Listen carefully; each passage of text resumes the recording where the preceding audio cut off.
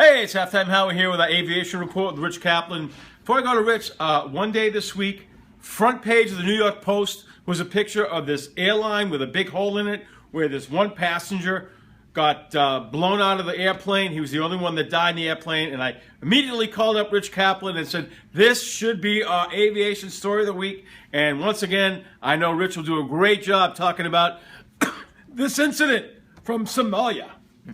Thank you. First of all, the skies above us are clear. Good afternoon, Long Beach, Long Island, and my hometown of Massapequa Park. The skies are clear. We've just been cleared for takeoff, so let's fly. On this edition, I want to talk about explosive decompression. In this case, done by a terrorist. It's no secret that airplanes fly at high altitudes. That's what they were designed for. I don't imagine, though, that Orville or Wilbur Wright ever would have imagined that we would be flying at 40 to 50,000 feet, but that's what we fly at now. In this edition, I want to discuss what happened in Somalia involving an Airbus A321, just like this one. I'd like to thank Thomas Cook Airlines of Germany for providing me this model. This particular aircraft is a twin-engine jet. It is used by airlines like US Airways, American, and JetBlue. It is very common in Europe and in Africa. It is becoming more common because of the fact it's an all-composite plane. Now, it came to my attention through Howie that the passenger was in a wheelchair. This is the first time we've ever seen terrorists resorting to faking disability or handicap to get on an aircraft. We don't know what agency this person was from. We don't know if it was Boko Haram or Al-Qaeda. But what this represents is a new threat to the skies. And I'm going to break down why this airplane didn't crash. Now, when we take off, we are ascending usually through instructed altitudes. Note the angle of ascent, or AOA. Our AOA is perfectly pitched for a climb. We are now wheels up.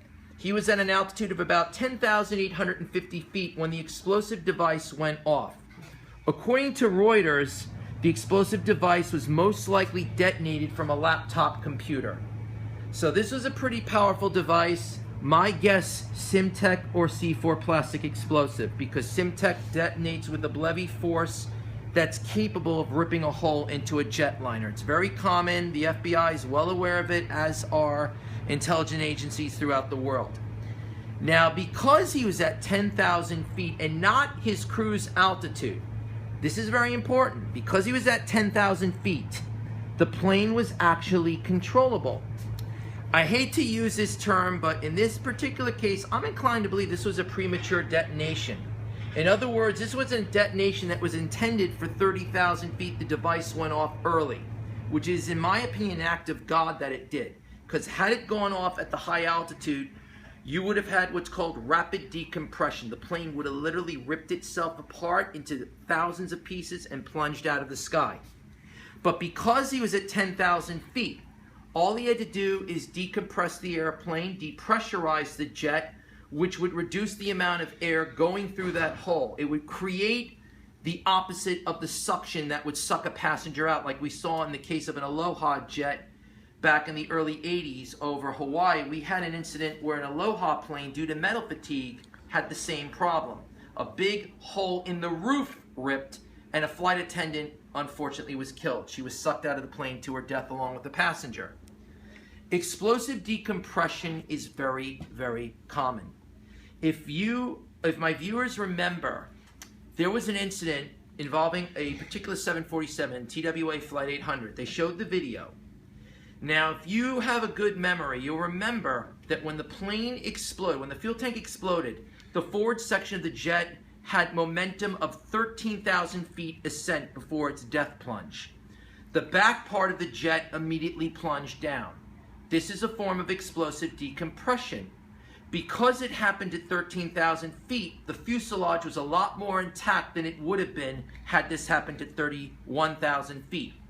Fortunately for the Africans, I have confidence that they will find out who is responsible because you have a fully intact aircraft. The pilot was able to successfully land the plane, and the only person killed was the terrorist. Thank goodness. Now, what aviation and airlines need to do is they need to be more direct as to who they let on their planes. They need to have a background. They need to have a pedigree system where they know who these people are. They have advance warning. They can work with Interpol. They could work with the CIA. They could work with the FBI. One of the beautiful things about our country is we have 3 of the top intelligence agencies in the world: the NSA, the FBI, and the CIA. And when they work together, there is no place that these people can hide that they will not find them. So I'm very confident that this incident is going to change the way we look at flying. It's going to make it safer.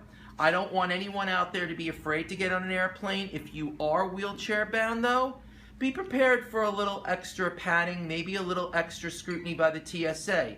Well worth it to protect the lives of those who fly. I'd rather be protected than not fly at all. And on that note, our skies above us are clear, and we have been cleared for takeoff. Thank you, Howie. See you next week. Great job, Rich Kaplan, the Aviation Report.